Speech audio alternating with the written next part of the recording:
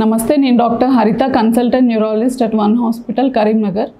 ఈరోజు మనం మాట్లాడబోయే టాపిక్ వచ్చేసి సమ్మర్లో పేషెంట్స్ తీసుకోవాల్సిన జాగ్రత్తలు ఏంటి అండ్ నరాల పరంగా ఏమేమి ఎఫెక్ట్ అవ్వచ్చు అనేది చూద్దాము. ఫస్ట్ వచ్చే కండిషన్ వచ్చి హీట్ స్ట్రోక్ అన్నమాట. హీట్ స్ట్రోక్ అంటే అధికంగా మనం వేడిగా ఉండే ప్రదేశానికి వెళ్తే కానీ, హాట్ సమ్మర్లో అంటే అధిక ఉష్ణోగ్రతలు ఉండే ప్రదేశాలకి వెళ్ళినా, ఏమన్నా హాట్ ఎన్విరాన్మెంట్కి ఎక్స్పోజ్ అయినా సరే మన బాడీ అనేది హీట్ అనేది రేజ్ అవుతూ ఉంటుంది అనమాట. Usually 104 degrees Fahrenheit and above ఉన్న వాళ్ళకి హీట్ స్ట్రోక్ వచ్చే ఛాన్సెస్ చాలా ఎక్కువగా ఉంటాయి.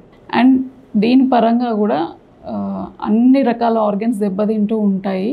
అండ్ అట్లనే బ్రెయిన్ కూడా ఎఫెక్ట్ అయ్యే ఛాన్స్ ఉంటుంది అన్నమాట. అధికంగా మనకి ఉష్ణోగ్రతలు ఉన్నప్పుడు బ్రెయిన్ నరాలు, లోపల నరాలు అనేవి తట్టుకోవడం చాలా కష్టం. యూజువల్లీ చిన్న మెదడు కానీ, లోపల ఉండే తలామస్ కానీ, ఎక్స్టర్నల్ క్యాప్సూల్ కానీ, కార్టెక్స్ కానీ ఇవన్నీ ఇన్వాల్వ్ అవుతూ ఉంటాయన్నమాట. చిన్న మెదడు అనేది ష్రింక్ కూడా అయ్యే ఛాన్స్ ఉంది. అండ్ కొన్ని పార్ట్స్లో వాపులు కూడా తయారయ్యే అవకాశం ఉంటుందన్నమాట. యూజువల్లీ ఇది మైల్డ్, మోడరేట్, సివియర్ స్టేజెస్లో ఉంటాయి. మోడరేట్గా ఉన్నప్పుడు హీట్ ఎగ్జాషన్ అంటాము, సివియర్గా ఉన్నప్పుడు హీట్ స్ట్రోక్ అంటూ ఉంటాము. సివియర్గా అయినప్పుడు ఏమవుతుంది అంటే పేషెంట్స్ కాన్షియస్నెస్ లూజ్ అవ్వడము, కోమాలోకి వెళ్ళడము ఇవన్నీ ఉంటుంటాయి అన్నమాట. మోడరేట్గా ఉన్నప్పుడు ఏమవుతుందంటే కళ్ళు తిరిగిపోవడము, వామిటింగ్ కావడము, స్వెట్టింగ్ రావడము, నాసియా ఉండడం ఇవన్నీ చూస్తూ ఉంటాం అన్నమాట. సో దీన్ని గుర్తించడం చాలా ఇంపార్టెంట్. హాట్ ఎన్విరాన్మెంట్కి ఎక్స్పోజ్ అవ్వడం తగ్గించండి. అట్లా ఎక్స్పోజ్ అయినా సరే వెంటనే కూలర్ ఎన్విరాన్మెంట్స్కి వెళ్ళడము. అండ్ ఒకవేళ మీకు కళ్ళు తిరిగి కింద పడిపోతున్నాము, మా ఒంట్లో ఏదో తేడా జరుగుతుంది అన్న పక్షంలో వెంటనే డాక్టర్ని సంప్రదించాల్సి ఉంటుంది.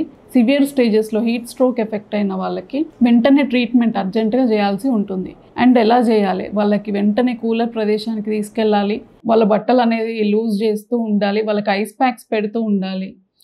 కూలర్ క్లాత్స్ తోటి మొత్తం ఒంటిని రబ్ చేస్తూ ఉండాలి.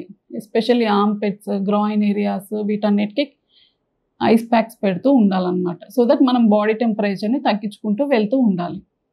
అండ్ తర్వాత హాస్పిటల్లో అడ్మిషన్ అనేది చాలా ఇంపార్టెంట్. తర్వాత ఐవి ఫ్లూయిడ్స్ కానివ్వండి, ఏమైనా ఫిట్స్ వస్తే దానికి ట్రీట్మెంట్ చేయాల్సి వస్తుంది. సివియర్ స్టేజెస్లో కోమాలకు కూడా వెళ్తుంటారు పేషెంట్స్, వాళ్ళకి వెంటిలేటర్ కూడా అవసరం పడే ఛాన్స్ ఉంటుంది. సో వీటన్నిటి నుంచి ఎక్స్పోజ్ అవ్వడం కంటే కూడా మనం prevention is very important. Very hot ఎన్విరాన్మెంట్కి ఎక్స్పోజర్ అనేది వెళ్ళకుంటుంటే మంచిది. అండ్ ఈ హాట్ ఎన్విరాన్మెంట్స్లో వచ్చే వేరే రకమైన ప్రాబ్లం అంటే నరాల పరంగా వచ్చేది CSVT అంటూ ఉంటాం. అంటే మనకి బాడీలో ఆర్టరీస్, వెయిన్స్ అనేవి 2 రకాల రక్తనాళాలు ఉంటాయి. వెయిన్స్లో కూడా బ్లడ్ క్లాటింగ్ అనేది జరుగుతూ ఉంటుంది. యూజువల్లీ ఈ హాట్ ఎన్విరాన్మెంట్కి కానీ ఎక్స్పోజ్ అయినప్పుడు డీహైడ్రేషన్కి వెళ్తుంటారు చాలామంది. దానివల్ల రక్తం అనేది చిక్కబడుతూ ఉంటుందన్నమాట.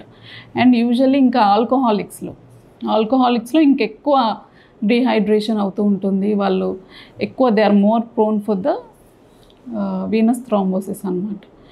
అండ్ ప్రెగ్నెంట్ ఫీమేల్స్, ఏమన్నా మందులు వాడుతున్న వాళ్ళు కొన్ని రకాల మందులతోటి కూడా ఎఫెక్ట్ అయ్యే ఛాన్స్ ఉంటుంది. Pregnant females, especial middle age group females, plus ఆల్కహాలిక్స్లో ఇవి వచ్చే ఛాన్స్ ఉంటుందన్నమాట.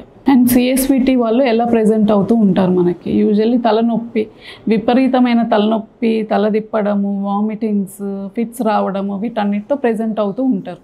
వాళ్ళని వెంటనే హాస్పిటల్ అడ్మిట్ చేయాల్సి ఉంటుంది. దానికి తగ్గ ట్రీట్మెంట్ అంటే రక్తం కరిగించే గోళీలు, ఇంజెక్షన్స్ అవి పెట్టడం జరుగుతుంది. తలలో వాపు తగ్గించే ఇంజెక్షన్స్ అవి పెట్టాల్సి ఉంటుంది.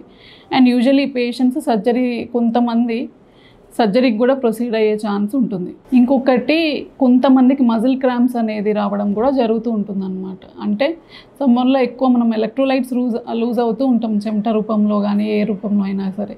సో అట్లా ఏమవుతుంది అంటే కండరాలు అనేది గట్టిగా బిగుసుకుపోవడము ఇవన్నీ జరుగుతూ ఉంటాయి అన్నమాట. So proper hydration is very important. And electrolytes కూడా ప్రాపర్గా కన్జ్యూమ్ చేస్తూ ఉండాలి. పిల్లలు బయట ఆడుకున్నా సరే వీళ్ళందరికీ కూడా ప్రాపర్ హైడ్రేషన్ అనేది చాలా ఇంపార్టెంట్. అండ్ అప్పుడప్పుడు ORSలు ఇవ్వడం, గ్లూకోజ్ పౌడర్లు నీళ్ళలో కలిపి ఇవ్వడం కూడా వెరీ ఇంపార్టెంట్. సాధ్యమైనంత వరకు హీట్ ఎన్విరాన్మెంట్కి ఎక్స్పోజ్ అవ్వకుండానే ఉండాలి. ఒకవేళ ఎక్స్పోజ్ అయినా చాలా జాగ్రత్తలు తీసుకుంటూ ఉండాలి. Thank you. Please like, share and subscribe One Hospitals.